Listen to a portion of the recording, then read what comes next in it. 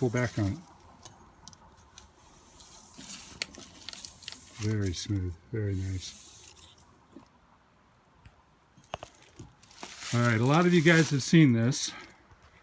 This is the new improved version of this. And this is Jim McDermott. He's the inventor of the McDermott rope brake. That's what it's called, right, Jim? Did I get it right? Okay. McDermott's rope brake. Okay.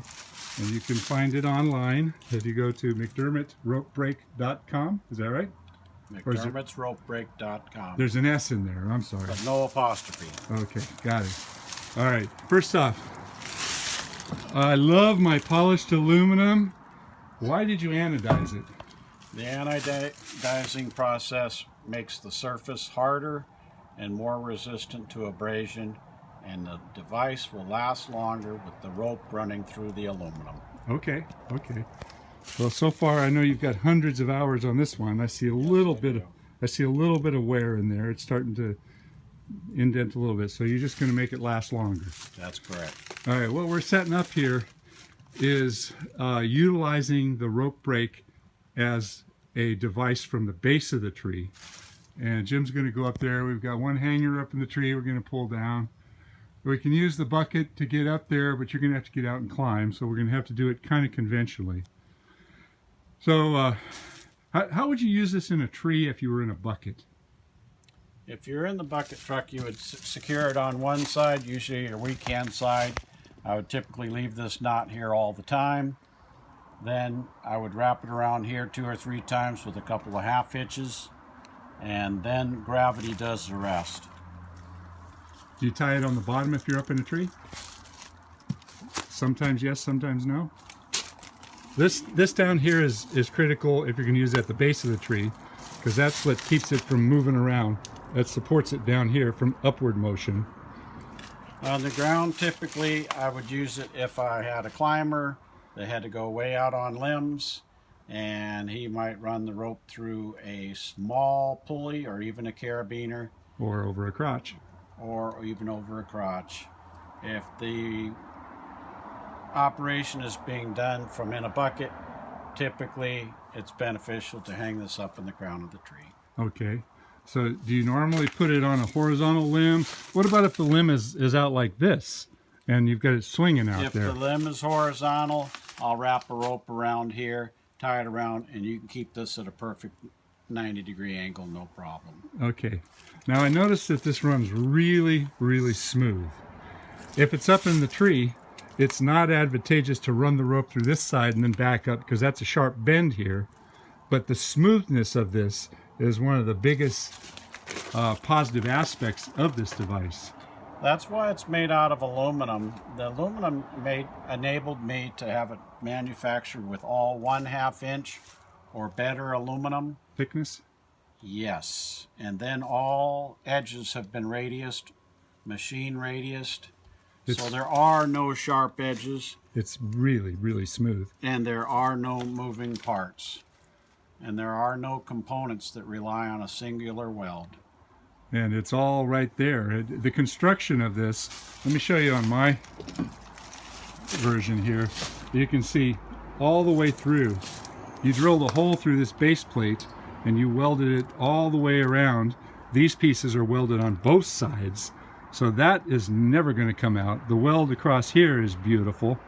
This is inserted 5/8 of an inch into the solid aluminum rod here. Oh, you actually cut like a dado inside here, and this is inserted into it? Yes. Oh my God. And chamfered for maximum strength of weld attachment. These pins here are also singular components. This has been bored out, inserted, and then welded. That's beautiful. I like this version. I understand why you did the anodizing, but this sure is pretty. Yep. I'm not giving this one back. I'm sorry. So you're going to do some work with this today, Jim? Yep. All right, I'll be your groundsman. We'll see how it works.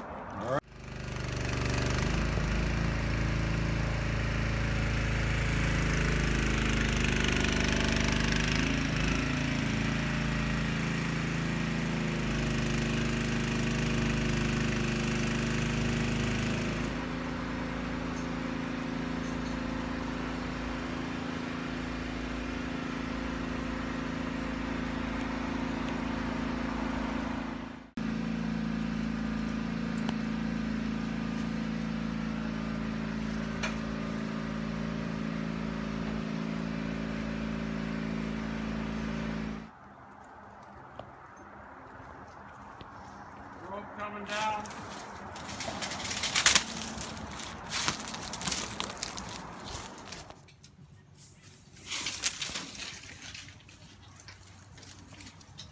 Is that good? Go ahead. I'm doing it. Good. Toss it down to the branch.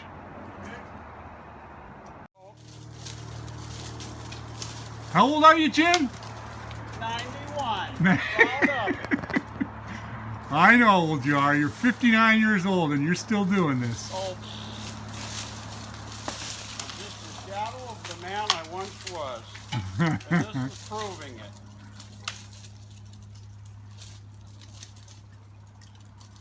So what we're doing is we're going to tie off that limb. It's totally free hanging.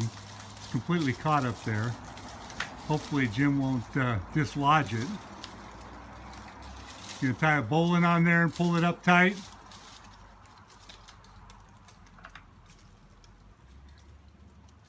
And once we get it up there, he's going to hoist on the rope and I'm going to hoist on the rope. And we're going to see if we can lift it up and over and then bring it down. Are we ready? I reckon so. All right. Hang tight. Go ahead and cinch it up a little bit.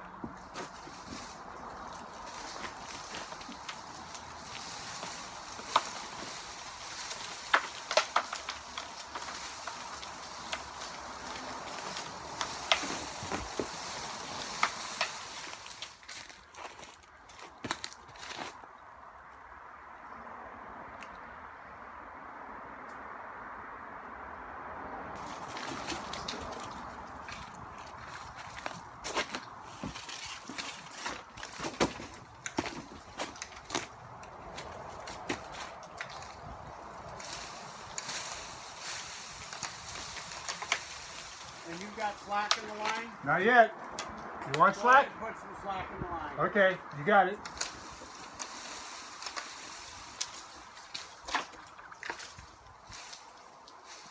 Sorry, Jim, I think you're going to have to go out there. Maybe if you hook your flip line. All right, go ahead. I'd say you can lower it, Blair. Not too far. There it goes. You got it? Yep, it's all yours. One hand. No problem. I think what I'm going to do is I'm going to have you wrap down and pull it off with the pole pruner so it doesn't hang up on the roof. Because if I go any further, actually I can probably do it myself. Here. I'll Yeah. send you down the pole pruner. All right, hold on. You got her? I got it. I'm gonna drop my rope. Good. Very smooth.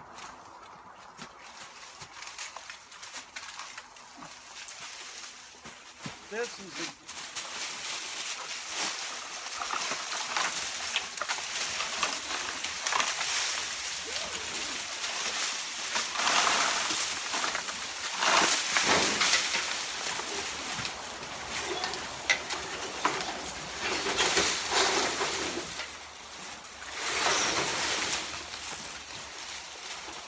tape rolling. It is. Tape. What do you mean tape?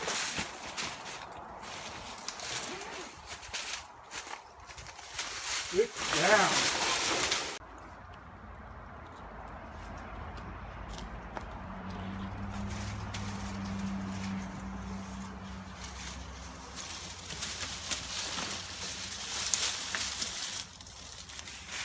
Who says you're old? Hey, Blair. Hey. What? Okay, that's enough on camera shot. Are you kidding me?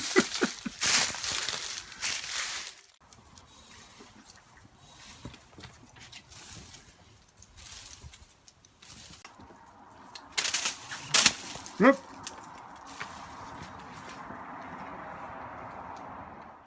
200-foot rope, man. I appreciate you wrapping that up for me. Well, You're doing a good job, too.